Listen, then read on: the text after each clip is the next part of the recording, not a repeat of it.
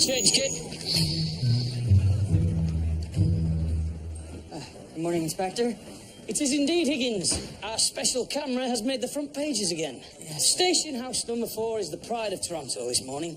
Detective William Murdoch, the inventive and blah, blah, blah, blah, blah, has deployed a device he calls the scrutiny camera to catch a jewel thief in the act. Sir. The remarkable camera can take photographs at night without a flash, said Station House Number 4's Inspector Thomas Brackenred. Brackenred? Get me that reporter Paddy Glynn on the phone. I want my name spelled correctly by the afternoon edition. I will do, sir, but right at this moment. Someone broke in last night, sir. They ransacked the place. I can see that. Was anything taken? Not as far as we can tell. The armory? All the guns and ammunition have been accounted for. Murdoch? Sir, he's not in yet. It's nearly 8:30. Where is he? Oh, my. Good of you to join us, Murdoch. Please forgive my tardiness, sir. I had to collect a telegram. As you can see, we've had an incident that might interest you. Clearly, this was the point of entry. Still damp. Our intruder must have been caught in the downpour. We had heavy rains around 2:35 a.m. I happened to be awake. So, he breaks into a station house, rats around causing mayhem, and doesn't take anything. Nothing was taken. It doesn't seem, sir. Well then, sir, perhaps it was simply hooligans on a lark. Nothing more than that. Nothing more than that. No request for finger marks or tracing of footprints and so on and so forth, etc. Well, yes, of course, sir. But George can take care of that. And might we get you a breakfast? Maybe a scone? Inspector, please forgive me, but I need to take the next few days off to tend to a private matter. You? Booking off? Are you ill, sir? No, George, I'm fine. But I am needed elsewhere. In fact, I should head to the train straight away. Well, be back by Monday. Yes, sir. Thank you, sir.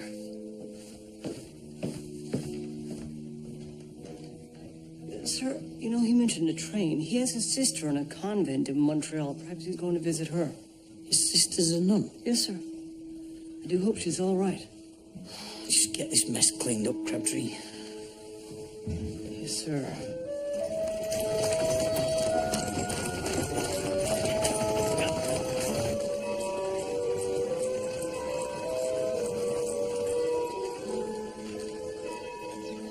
Thank you, sir.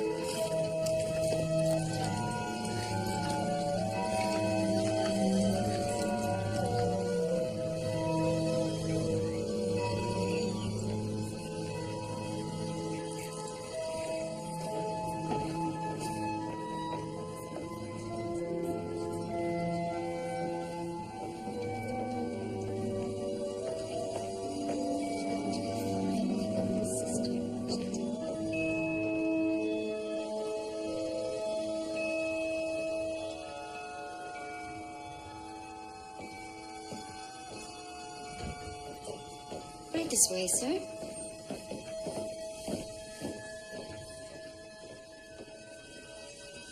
Julia, what on earth?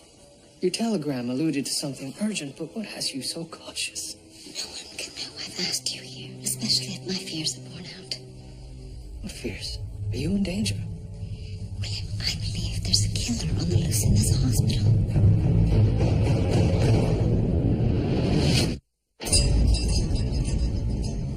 2 days ago, one of our cancer patients died. A 12-year-old named Ben DiGiorno.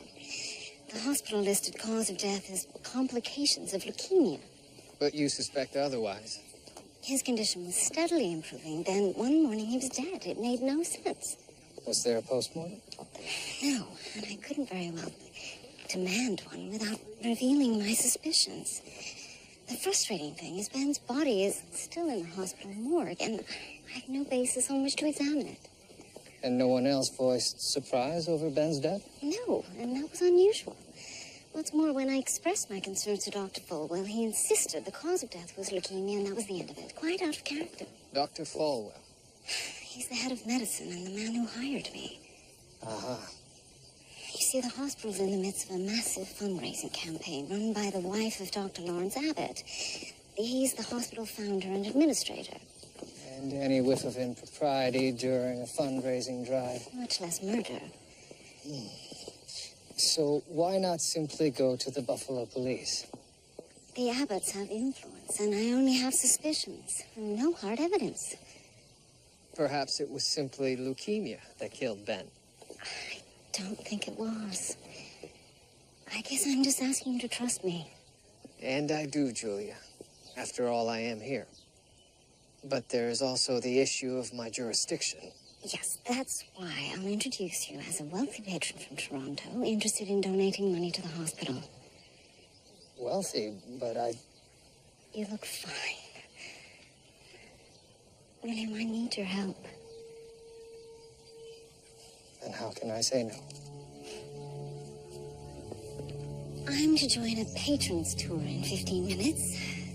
Dr. Folwell and the Abbotts will be there, and so will you. Very good. Julia, I meant to say how good it is to see you. Oh, and are you? I mean, yes, William, it's so wonderful to see you. You've been well? Yes. Myself as well, and Buffalo is even... But you're enjoying Buffalo. Oh, am I enjoying it? Yes, even better than expected. Yes, working with the living instead of... Well, yes, instead of... Well, I'm truly delighted for you. Yes. Yes.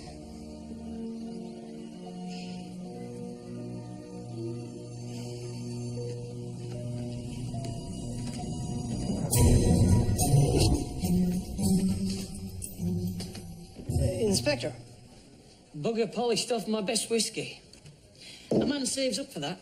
He makes certain sacrifices. Oh, my sympathies indeed, sir.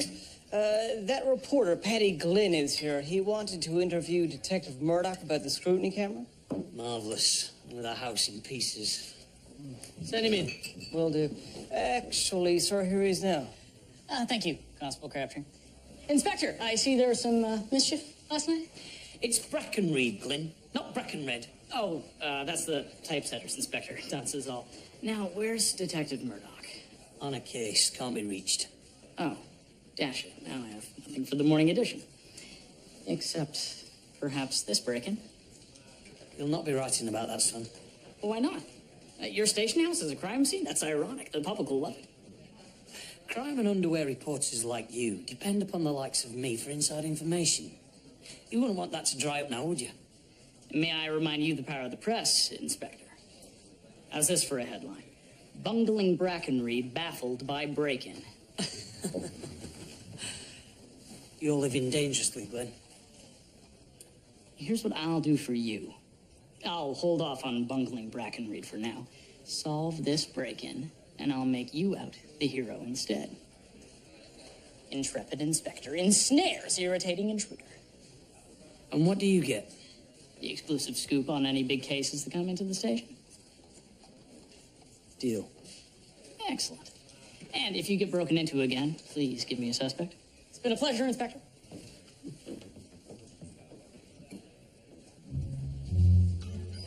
Crabtree,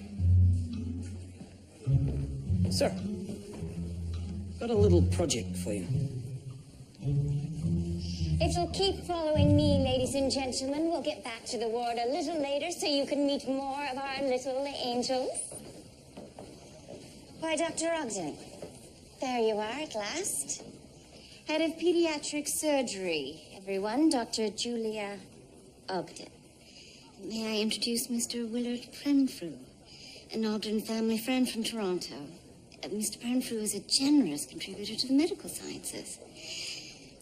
Willard, this is our head of medicine, Dr. Martin Folwell, our chief administrator, Dr. Lawrence Abbott, and his wife, Letitia, the head of our hospital foundation. So glad you could make it, Mr. Prenfrew. It's a pleasure to meet you all. A warm welcome to you on behalf of the Children's Hospital of Buffalo. Well, shall we continue? Oh, everyone, this is Dr. Darcy Garland, one of our dedicated and caring physicians, who's treating little... Victoria. And what a beautiful little lady she is, aren't you, dear? Dr. Garland, what is Victoria's particular affliction? She has an idiopathic inflammation of the pericardium. An ailment of the heart. And how are you treating her? She's been cut to 6 ounces between the left scapula and the spine. A grain of calomel and Dover's powder are administered every 4 hours. Wonderful, sir. She's getting better. She's under observation. Splendid, Dr. Garland. Come, Victoria. Why don't we get something to eat? Well, you are in for a treat. I know you're very excited to see the invalid ward. Willard Renfrew. I don't know, William. I needed a name. No, I must rejoin the tour. Yes. Where was Ben's area then? The ward is just through those doors. Ben had the second bed on the right. And if anyone asks after me? I'll make something up.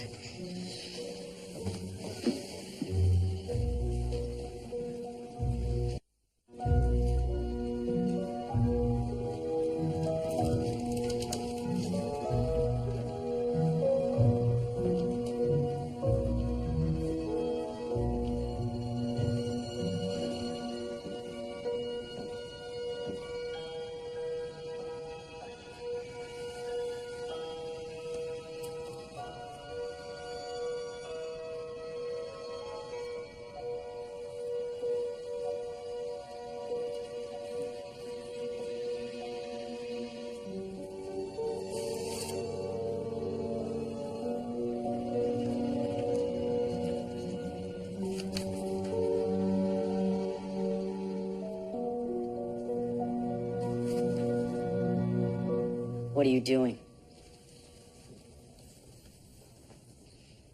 And you are? That was Ben's bed. You shouldn't be poking around it. Did you know Ben? For a little while. As long as you know anybody here. I didn't like him. Why is that? Some people you just don't like on sight.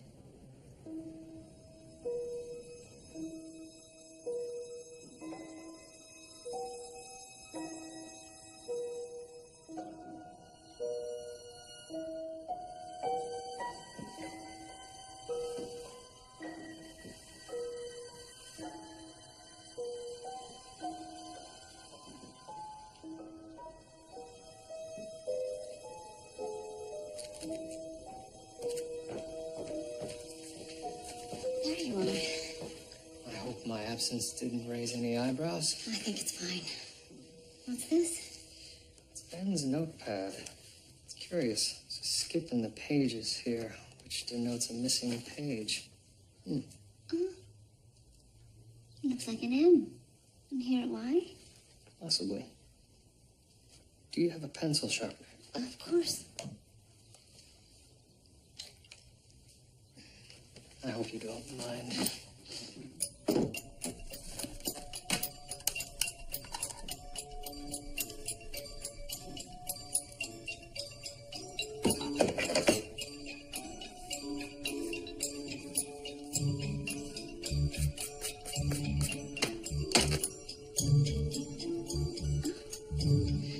Looks like a zoo. There are G, D, N, Ogden. I hope not. Golden? My golden zoo. Temperate. I do love a puzzle. Alas, I fear this puzzle may be of no consequence. I had somewhat of a run-in with one of Ben's ward mates. Oh, that must be Ezra, the ward bully. Seemed a sullen lad. His hostility toward Ben gave me pause. Not all of the children here come to accept their condition. Like Ezra, they're angry, and it never leaves them. You mentioned Ben's condition was improving. Is it possible Ezra resented him for this? Enough to kill him? Julia, I fear that without a post-mortem to establish the reason for Ben's death... Dr. Falwell would never allow it. Nor Dr. Abbott. Especially if one of them is involved. Perhaps in this case, it would be better to ask for forgiveness later than permission now.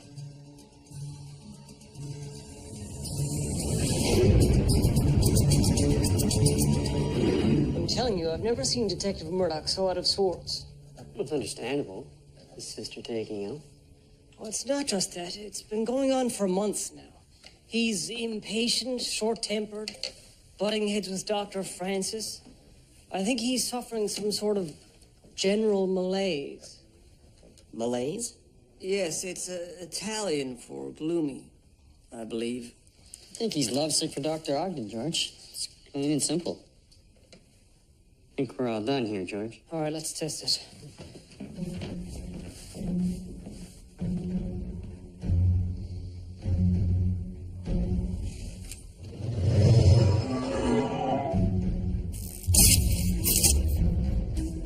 What is it? I don't know. I don't like being watched, I suppose. Well, that's the whole idea, George. I mean, one day the entire city could be under the scrutiny of cameras like this, watching our every move and keeping us safe. Crime will be a thing of the past. Well, I wouldn't want to be a copper in the future, then. You'd have nothing to do except drink tea and exude intestinal vapors.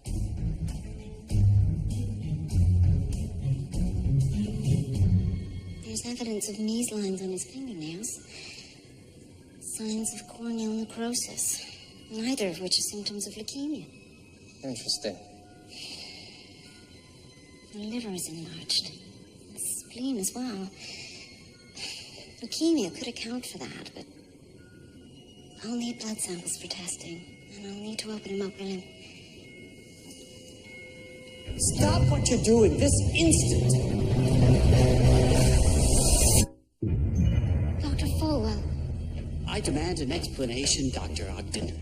As I told you, I believe Bandagiorno died under suspicious circumstances. What is Mr. Prenfrew doing here? I'm Detective William Murdoch of the Toronto Constabulary. Toronto? You have no jurisdiction here, and there has been no crime. The cancer killed Ben, Doctor. What you're doing here is completely unwarranted and beyond insubordination. I realized that... No, I don't think you do. This seriously jeopardizes your position at this hospital. Dr. Falwell, I have worked with Dr. Ogden extensively in Toronto and learned to take her speculation as seriously as any fact. I urge you to appreciate the consequences should I discover Bandagiorno's death was in fact murder. The consequences? To me? Interfering in a murder investigation is obstruction of justice in any country. This is not obstruction of justice. There was no foul play here. I want both of you out of here now. And Dr. Ogden, I will deal with you in the morning.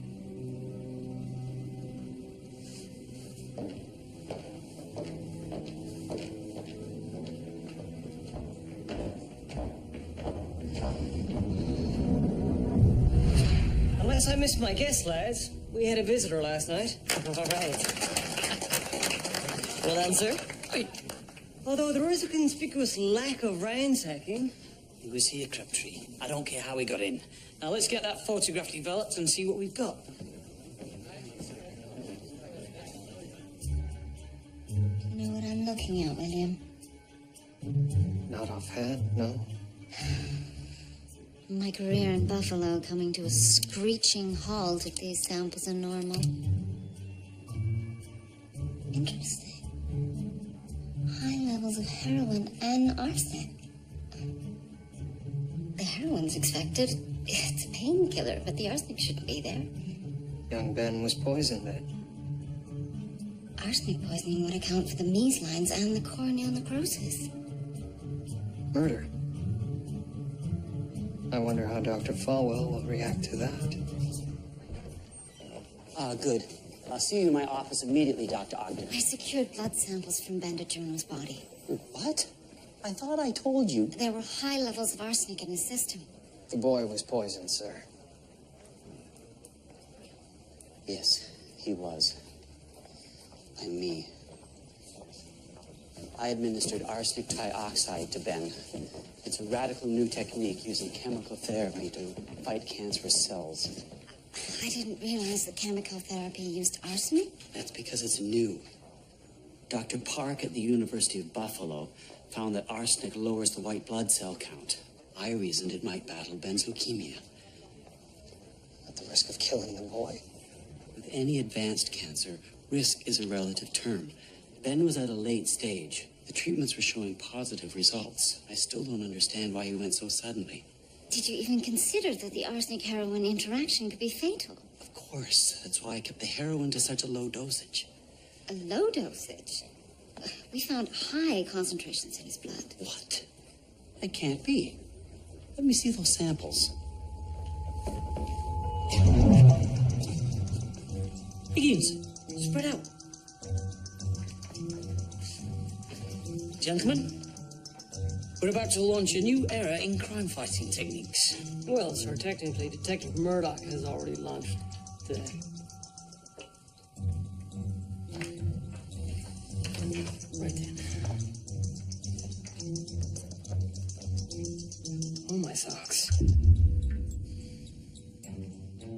A mouse. A bloody mouse. Hang on, sir, hang on. There's somebody there. That's our man. Now, what's so interesting about Murdoch's filing cabinet, Sunshine?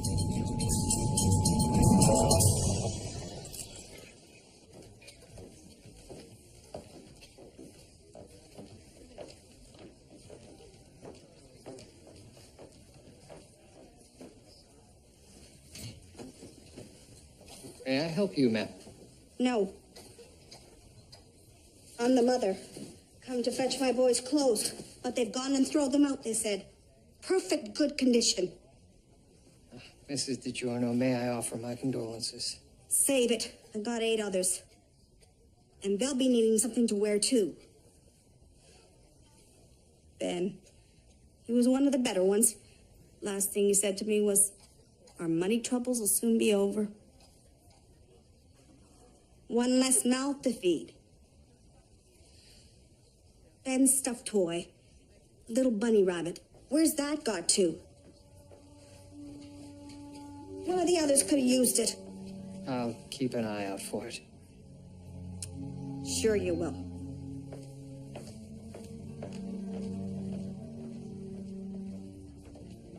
Dr. Fulwell and I are certain, William. Ben was overdosed with heroin. Oh? Dr. Fulwell's in shock. I'm sure he had nothing to do with this. Who could have administered the fatal dose, then? We checked Ben's charts. Nurse Rowan would have given Ben most of his shots, but it seems she hasn't reported to work for a few days. Oh? We'll need an address, then.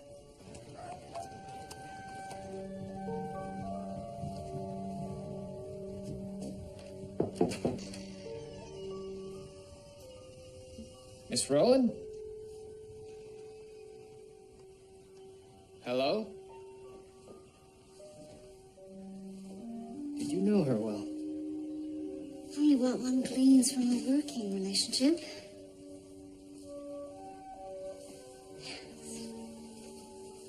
I hadn't really had time to get to know anyone here. Outside of the hospital. I'm sure that will change. Yes. William, I've been...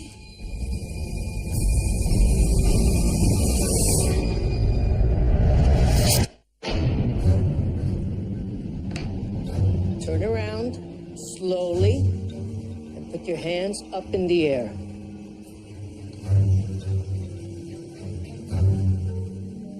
Detective Murdoch? Detective Callahan? What the hell are you doing in Buffalo, Murdoch? I came to find Miss Effie Rowan. She's a nurse at the hospital. Yes, she washed ashore at Cayuga Creek this morning. I came here looking for a suicide note, and I find you instead. You and Dr. Julia Ogden of the Children's Hospital of Buffalo, Detective Patrick Callahan of the Buffalo Police. Hi. Yes. Hi. The truth is, we were hoping Miss Rowan could shed some light on a suspicious death at the hospital. A suspicious death? Let's start from the beginning.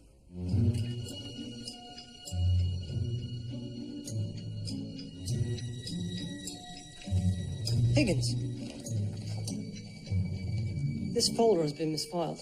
So? So Detective Murdoch keeps absolutely perfect filing fidelity. That's the jewelry store robbery case, Judge. Higgins, I believe our intruder was after this folder. And why wasn't it taken? The jewelry store case is over and done with. The thief's in jail. So why was our visitor interested in the file, but not enough to pinch it? Sir, I helped Detective Murdoch with this file. I'm quite sure nothing was taken. I do agree with you, though. It seems odd to break into a police station just to read the thing. Sir. What's wrong with this picture? The DiGiorno boy dies of a heroin overdose, and the nurse that might have done it is also dead. You have my attention. But you suspect suicide. Well, I'm not so sure anymore. Either way, we'll need a post-mortem on Nurse Rowan right away. You'll need. Well, by we, I mean you and I. You're not here officially, Murdoch. A lot of noses can get bent about that. And I'm not big on desk duty. But you did help me with the baby Emerson abduction in Toronto. So I owe you one. As long as I get the collar. The collar? Yes, of course. The coroner has scheduled the postmortem on Miss Rowan for 2 p.m. I'll let him know that you'll be there, Doctor. Then I best be on my way. Right. Gentlemen? Used to be a pathologist, huh? Oh, yes. Indispensable to my work. Uh-huh. Well, let's turn this joint over. Yes.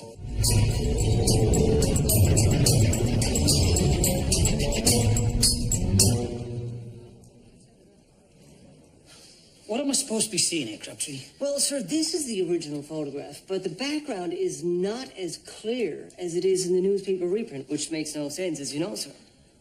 Right. Well, a reprint of a photograph cannot be clearer than the photograph itself. Why can't you see this man's face in the original? Sir, I think this original has been altered. Bloody hell. Are you telling me this is not the original? Yes, sir. And I fear the negative has been altered as well. Our intruder stole the original photograph and the negative when he broke in the first time, and then replaced them with the altered versions the second time, when Murdoch's scrutiny camera caught him in the act. I think so, sir. I can't imagine why. Well, it's a fair bet that the passerby in the photo and the intruder are one and the same. And no one goes to these lengths unless they're guilty of something. It's the telltale heart, sir. The what? The Edgar Allan Poe story. A killer buries his victim's heart beneath the floorboards, but then he begins to hear it beating. And it grows louder and louder and louder, and then... Well, then I stopped reading. I was terrified. But, sir, I think this is very much like that. Our intruder has a guilty conscience. Yes, exactly. You might have just said that. Oh, well, sir, you know, I get carried away sometimes. I do like this guilty conscience bit, though. I'm going to work that into my murder mystery. Put that away. I want a list of all the crimes committed in the vicinity of the jewelry store robbery that occurred around the same time. Anything at all. Sir. Let's hope that Nurse Rowan's locker is more enlightening than her apartment. This doesn't look good. That's the Abbotts and Dr. Falwell. Detectives, tell me it's not true. An investigation has been launched into Nurse Rowan's death and the DiGiorno boys? It is, as a matter of fact. And we think the two cases are related. Are you suggesting one of our staff might be culpable? We made no such suggestion. But you just did. How dare you talk to my husband like that? My wife is in the midst of a crucial fundraising drive. We can't have these incidents all over the papers. Yes, that would be a shame. Detective Callahan, Any injury to this hospital's reputation will be swiftly answered by my lawyers. And you, Detective Murdoch. Deceit from the beginning. And from a Canadian. I shouldn't have told them. I'll see if I can calm them down. Detectives. Nurse Rowan is dead? I'm afraid so, Dr. Garland. Did you know Nurse Rowan well, Dr. Garland? Me? Well, I often worked with her. She was a conscientious, caring nurse. Had her behavior changed at all recently? She seemed more quiet of late. Troubled, you might say, but I didn't pry. Detective Callahan, what are all these questions? Just being thorough. And why is a Canadian policeman involved in the affair? I'm here at Dr. Ogden's request. Oh. You're an acquaintance of hers. Well, I have work. I'll leave you both to it. Such a terrible business.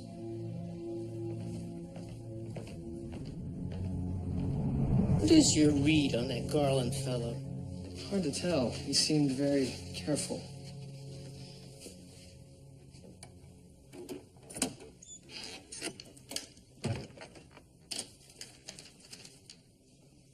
Letter from Nurse Rowan to persons unknown. My darling, I am enfeebled with no hope of cure. Please tell me what to do to bring you back to me, to hold you to... I'm not saying that.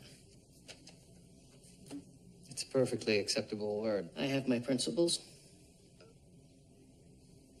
Very well. To hold you to my bosom once more, near our China roses. William? Oh, Doctor, have you news from the post-mortem? Indeed, Miss Rowan didn't drown. The coroner found she died of an injected overdose of heroin. The needle went through her uniform into her mid-back. An unlikely place to inject oneself? Precisely. She was murdered. Possibly by a man eager to shed himself of her. With easy access to a supply of heroin, like the doctors in this joint.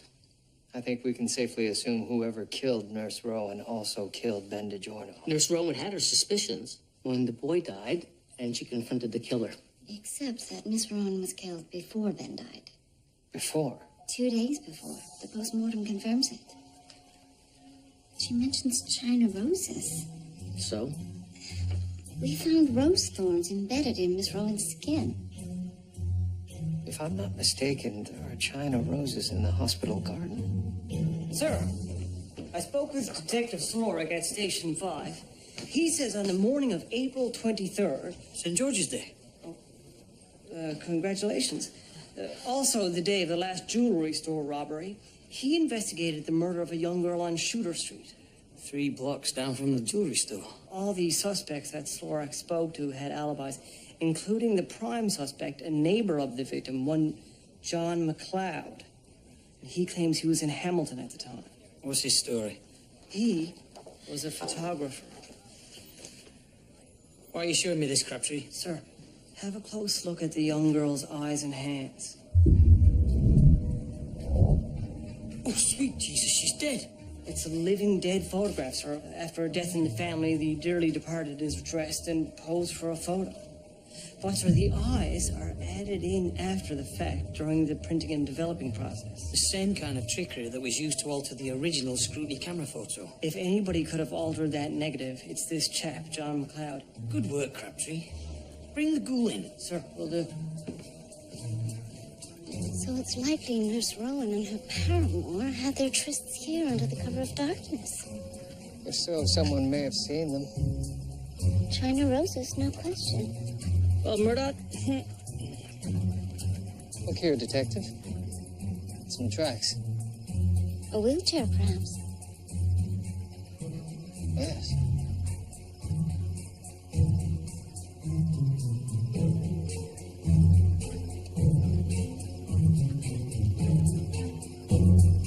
Here. Piece of cotton.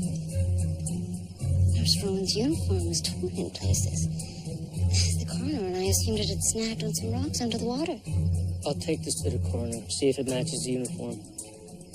If it does, this may be where Nurse Rowan was killed.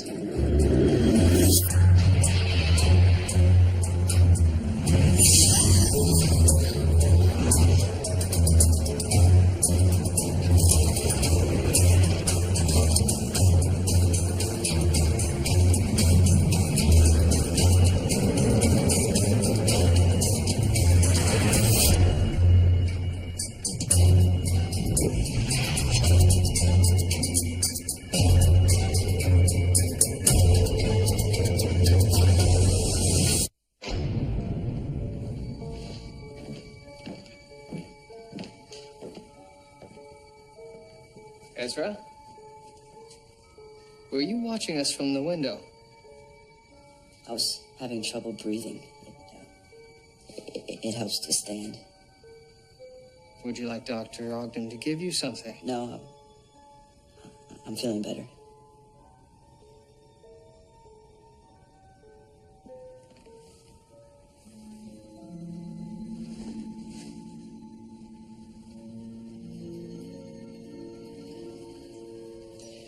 Ben DiGiorno's stuffed rabbit. This must be what his mother was looking for. Ezra? Why do you have Ben's toy? It was no good to him after he was dead. Was the toy torn like this when you found it, Ezra? Yes.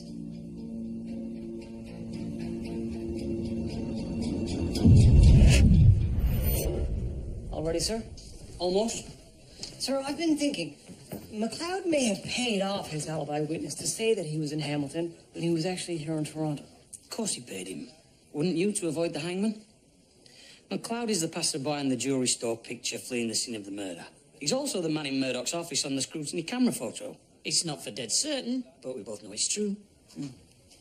Right. Let me take a crack at him. Sir, I was wondering, might I? You? All respect, Crabtree, but... Sir, I have an idea. I think I can get McLeod to confess to killing that girl. Is that a fact? Yes, sir. There's just a few things I need to prepare before I speak with him. I'll be in my office. Thank you, sir.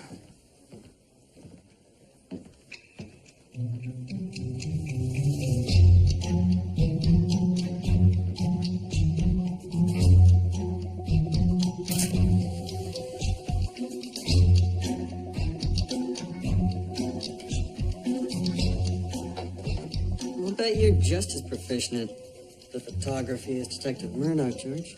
Maybe even more so. Firstly, Higgins, it's not the photography, it's just photography. Secondly, you're not wrong. Right. We know that Nurse Rowan was murdered first, injected with a lethal dose of heroin, likely in the hospital garden. Correct. And there's a significant probability that the killer is the lover that jilted her. Most likely a doctor on staff. And having murdered Nurse Rowan, the killer needed a means to remove her body from the garden without raising suspicion should they be seen. Hence the wheelchair. Yes. But what if he was seen? There's a direct line of sight from the ward to the garden below. I believe Ben saw the murder, and the killer saw him and knew on the spot that he would have to silence the boy. Except that he waited 2 days before killing Ben. In that time, Ben could have told anyone what he'd witnessed. Excellent observation, Julia. Why wait, indeed? It's possible we're wrong. It's possible I'm wrong, and Nurse Rowan's killer didn't see Ben in the window after all. But then how did the killer know that Ben had seen him murder Nurse Rowan? Last thing he said to me was, our money troubles will soon be over. Ben told his mother that their money troubles would soon be over. She assumed that it meant one less mouth to feed. But there's more than one way to solve money troubles. Blackmail? But William, Ben was 12 years old. A starving family is ample motivation for a resourceful young boy. And blackmail is ample motive for Ben's killer. Well, a As Inspector Brackenreed would say, that's all well and good, Murdoch. But where's the evidence? Ben's notebook.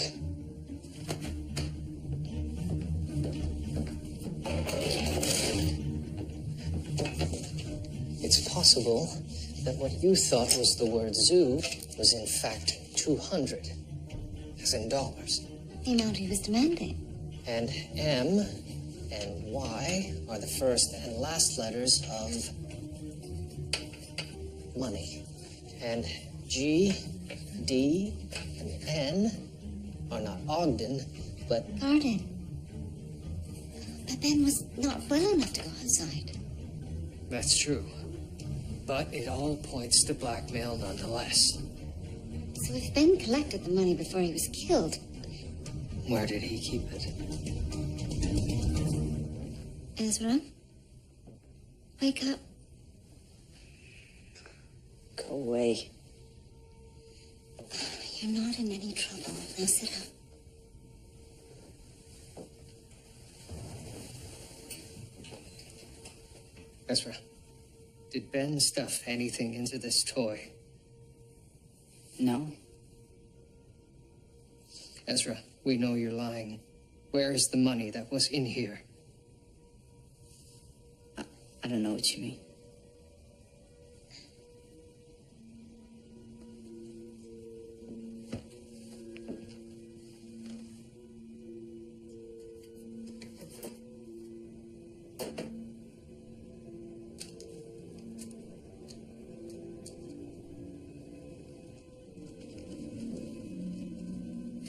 There appears to be $200 here, Ezra.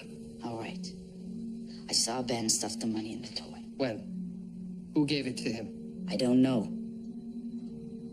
But the day before he died, he went down to the end of the hallway.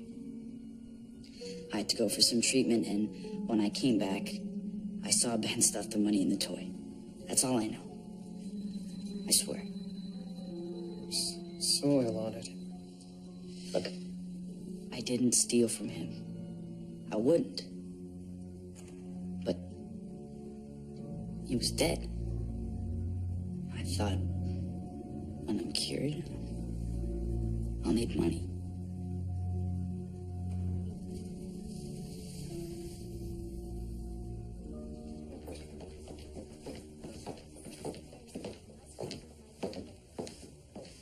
Julia. This is a gardenia plant. Yes? The note, it wasn't referring to the garden where Nurse Rowan was killed, but the gardenia plant where the blackmail money was to be left. Only the killer knows this, and now us. This gives us the opportunity to convince the killer that his blackmailer is still alive. Perhaps a cryptic note left on the ward notice board. I don't follow. A note, one which only the killer would understand. One that convinces him that he murdered the wrong boy. One that demands another payment. To be left in the usual place. It might be enough to force our killer's hand.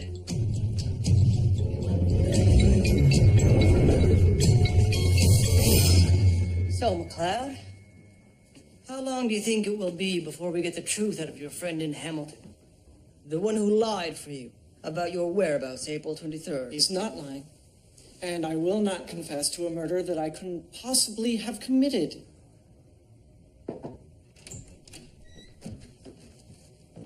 Higgins! You can't just come barging in here. Can't you see that I'm in the middle of an interview, man? I'm sorry, Constable Crabtree.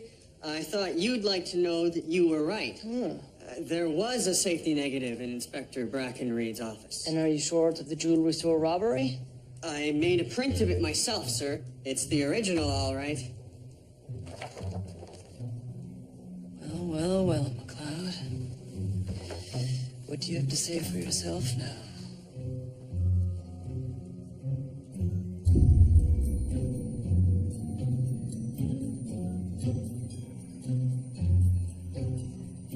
Just as I thought.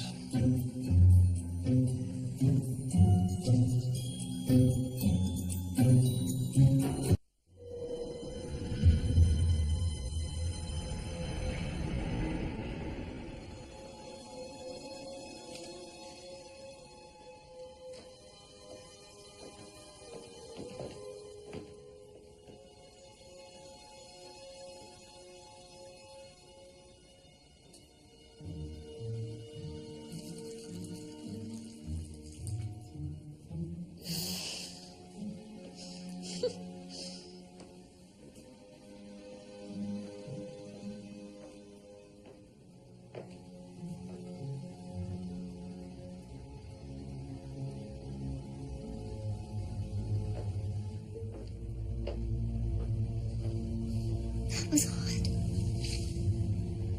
I've never seen Mrs. Abbott going to the ward other than on her tours.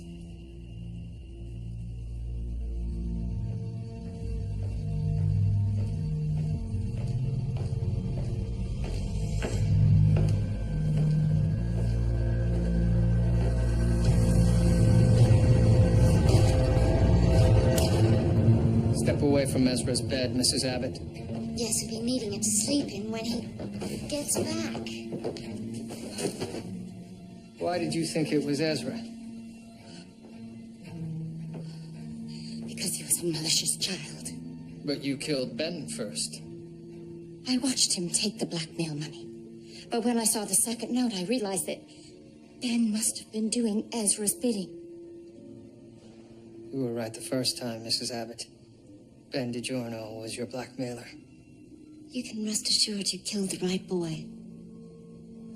But what could Nurse Rowan have possibly done to you? Why kill her? Because Nurse Rowan and Dr. Abbott were lovely. Please, don't speak of it. Your husband was her secret lover. And when he tried to break it off with her, she wouldn't go quietly, would she?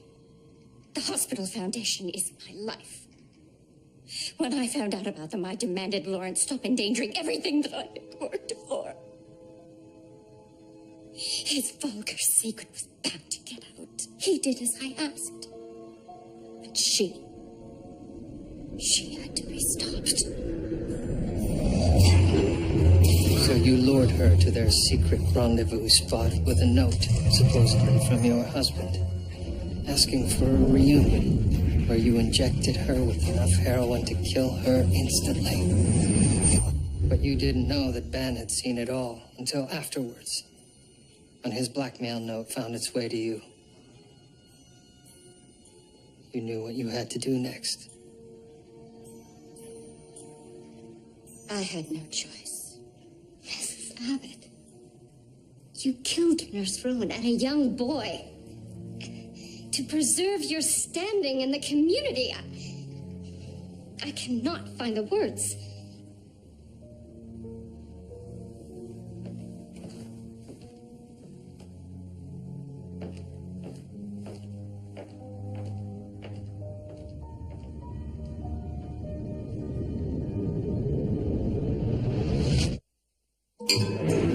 And so I instructed my lads to alter the film negative, so that they could convince McLeod he'd been caught out. Beat him at his own game, I did. Very clever, Inspector. You're the hero.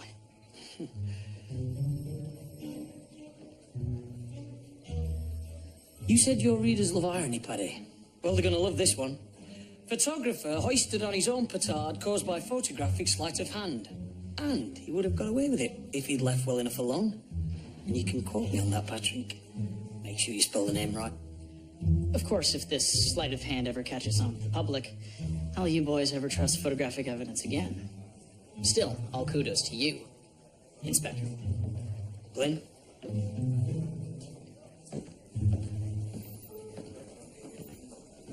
Glenn, come back. I've just recalled a few important details. Crabtree, get in here. Yes, sir. Are you sure you wouldn't consider a posting with the Buffalo Force, Detective? I can guarantee you that we have more crime here. I'll take your offer as a compliment, sir. It was. If you need anything, you let me know. I will. Thank you, Detective Callahan. I wouldn't let it go either if I were you. Thank you,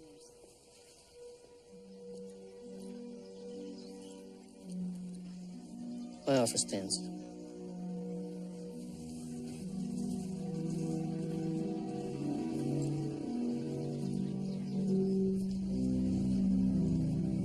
So I guess this is goodbye. Yes. I've enjoyed our time together. As have I. It's like old times. It's done my heart good to see you again, William.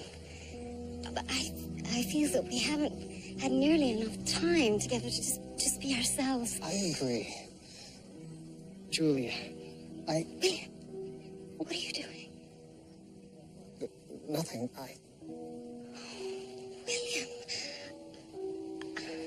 can't possibly renew our relationship together. What's to stop us?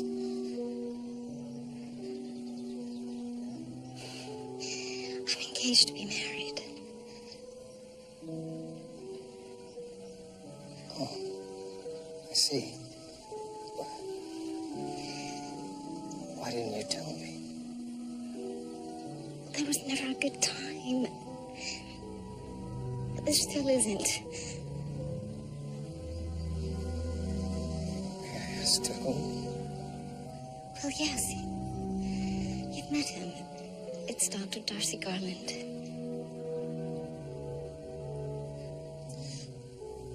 Where are my manners? Congratulations to you, Julia, and to Dr. Garland as well. Thank you, William.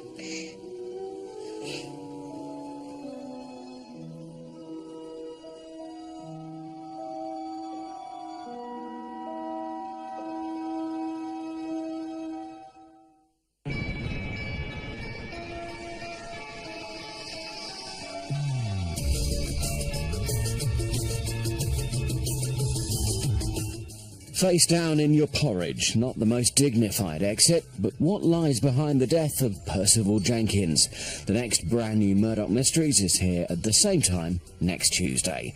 And next tonight, new tricks.